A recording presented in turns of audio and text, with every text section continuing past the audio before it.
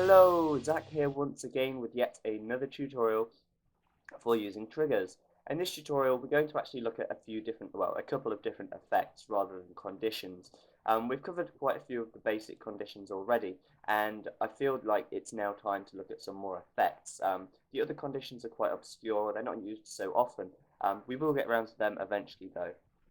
Okay, I'm going to look at the effect tribute today, and I'm also going to look at the effect kill object or remove object. I will decide in a moment.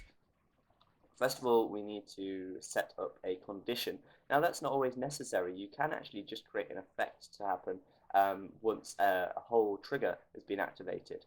But in this case, I'm just going to set a timer, a simple timer of 5 seconds as the condition. So when the condition, sorry, I should rename this trigger. It's always a good idea to rename your triggers so you actually know what they do. Trigger 5 obviously isn't very descriptive, but if I look at my other triggers, I kind of know what they do. Send tribute, I'm going to call this one, and as you can see there, it's just updated. So when the timer equals 5, that timer box says 5 there, an effect tribute will be set up. And now target player is going to be 1. Now the target player is who receives the tribute, and the source player is who the tribute comes from. So if I actually set the tribute to player 2 would actually be forced to send me however much food I want. However, in this case, I'm going to set the source player to Gaia, and that's because Gaia has unlimited resources, and therefore we can give ourselves as much food, gold, wood, or whatever as we want. I'm going to select gold from the list. Obviously, we have food, gold, stone, and wood as the basic resources, the only resources for that matter. And I'm going to give myself 999999999 quantity because I can. Okay, so what's going to happen is the send tribute is going to send me 99999 or whatever the maximum value is when the timer reaches 5. Let's test this out. And here we go. 1, 2, 3, 4, 5, and there we go. We've gone off the limit for the gold. That's a lot of gold. Think of all the stuff you could buy with that. You could buy the world with that.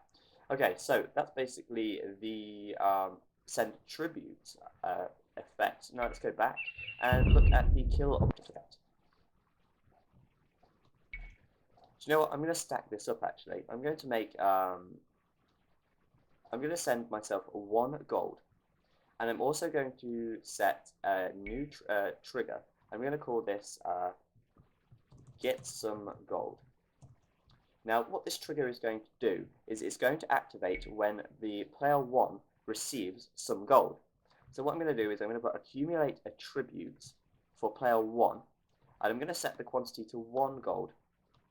So what's going to happen is when player 1 gets 1 gold, so or more than 1 gold, so if player 1 has 1 or more gold, what's going to happen is I'm going to kill off this object here. So I'm going to put new effect, and then I'm going to choose kill object. Of course, I'm going to select player 1. I'm going to set area this time. You can actually select individual objects, but I'm going to kill every object in this little area here, which will basically kill all of those guys there. So this little trigger here is going to basically be activated when player 1 receives some gold or gets some gold. The only way I'm going to get gold in this scenario is through a tribute, and that's going to happen when Gaia sends me some. Sorry if it's getting a bit complex, but this is basically how complex it can get, and a lot more complex as well. And that's basically going to kill these objects in this area here. Chest that's selected, yep. And this trigger here is going to send me 1 gold. This quantity box says 1, so it's going to send me 1 gold after 5 seconds of game time. Let's test this out. So 1, 2, 3, 4, 5. I got 1 gold, and when I got 1 gold, it killed off all of these. Of course, you could just make it so that when the timer equals 5, you get all these guys killed. But I wanted to make it so that the gold was what affected it. So, for instance, if I didn't set the timer to 5 and I had a villager collecting gold, once the villager got to a certain amount of gold, I could have killed those objects or caused an effect to happen. So yes, hopefully that's been useful to you, and hopefully I've covered those effects well enough so that you understand.